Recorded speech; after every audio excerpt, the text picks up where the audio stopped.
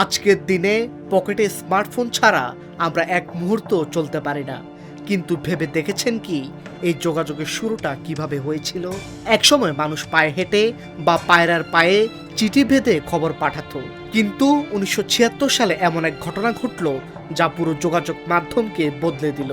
Telephone আবিষ্কার সেই আশ্চর্য মাধ্যম যা আজকের বিশ্বে আমাদের দৈনন্দিন জীবনে অপরিহার্য। টেলিফোন কিন্তু একদিন আবিষ্কার হয়নি।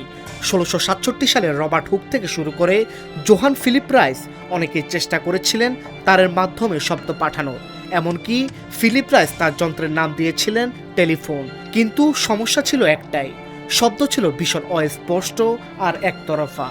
এরপর এলেন আসল হিরো, আলেকজান্ডার গ্রাহাম বেল। মজার ব্যাপার হলো বেলের মা এবং স্ত্রী দুজনেই কানে শুনতে পেতেন না, আর এই কারণেই শব্দ নিয়ে বেলের আগ্রহ ছিল আকাশচুম্বী।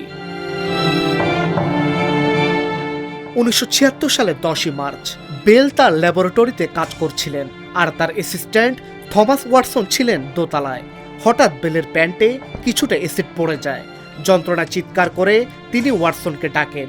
আশ্চর্য বিষয় হলো ওয়াটসন সেই ডাক শুনতে পান পাশের রুম থেকে নয়, বরং তাদের তৈরি করা টেলিফোন রিসিভার থেকে। এটাই ছিল ইতিহাসের প্রথম সাকসেসফুল টেলিফোন কল। আমরা ফোন ধরে হ্যালো বলি, এর পেছনে মূল কারণ হলো প্রখ্যাত বিজ্ঞানী থমাস আলভা এডিসন। টেলিফোন আবিষ্কারক আলেকজান্ডার গ্রাহাম বেল হয় ব্যবহারের পরামর্শ দিলেও 1877 সালে এডিসন হ্যালো শব্দটিকে মানসম্মত মনে করেন এবং এটি দ্রুত মনোযোগ আকর্ষণ করে।